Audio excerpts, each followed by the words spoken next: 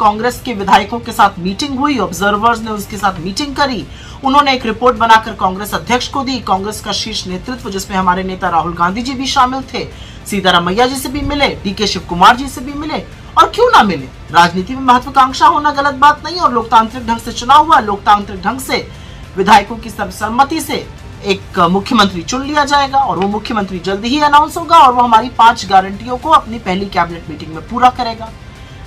और इतना तो होना भी चाहिए। लेकिन प्रचंड जीत के बाद भाजपा का एक बड़ा तबका है जो सदमे में आ गया है, एक और बड़ा तबका है जो सख्ते में और अनाप शनाप बोल रहा है, और एक और बड़ा तबका उसका तो ऐसा मेल्टडाउन हुआ है कि वो 6.5 करोड़ कर्नाटका को ही कोस रहा है पानी पी पी कर। लेकिन आपको यह समझ में आ रहा है कि मीडिया को क्या तकलीफ है? मीडिया क्यों इसको नाटक बुला रही है, इसको सस्पेंस बुला रही है, इसको साजिश बुला रही है, इसको खींचातान बता रही है? ऐसा तो कुछ हो नहीं रहा है।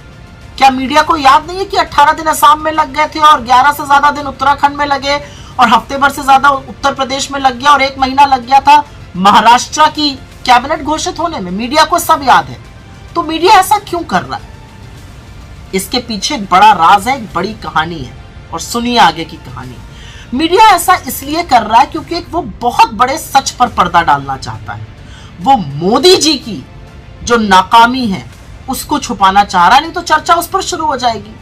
मीडिया चर्चा नहीं करना चाहता कि फ्लॉप शो जो हिमाचल में था वही कर्नाटक में जारी है। हिमाचल में भी कहते थे मेरा दूसरा घर है, कर्नाटक में अपने कंधों पर चुनाव ले लिया था, बुरी तरह से शिकस्त हुई। अब यह साबित हो चुका है कि लोग जो हैं वो मोदी जी के बरगलाने में आने वाले नहीं है।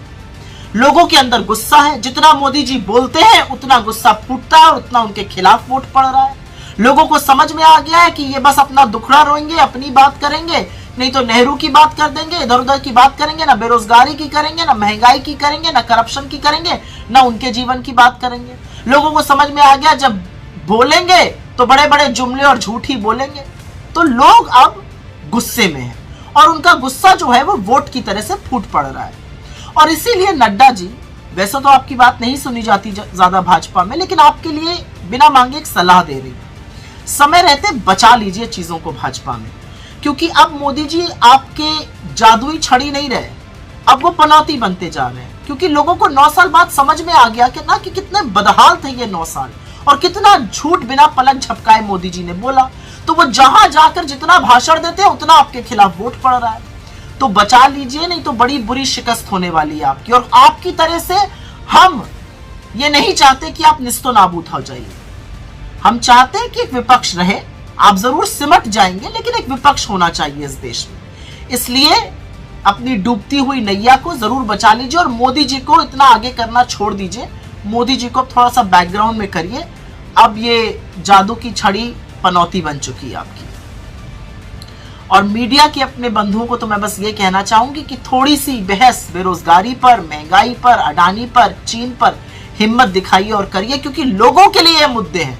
आपने तो लाख कोशिश कर दी थी कर्नाटक के चुनाव को भी मोदी जी के साथ, उनके सारे बंधुओं के साथ मिलकर कम्युनल बनाने की।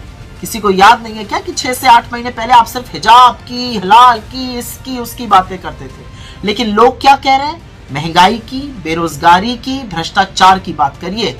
उसका समाधान नहीं है तो ना आपके लिए वोट है और ना आप पर विश्वास है। तो जिस सच को आप छुपाने पर तुले हुए हैं मीडिया के मेरे साथियों, मीडिया के मेरे चरण चुंबकों, मीडिया का जो अधिकांश हिस्सा गोदी में जाकर बैठ चुका है, असलियत देखिए इस देश की जनता क्या कह रही है। लेकिन मुझे पता है आप बचाव करते रहेंगे, आप करते रहिए, क्योंकि जनता भी अपना काम प्रबल तरीके से करने पर अब उतारू हो चुकी है।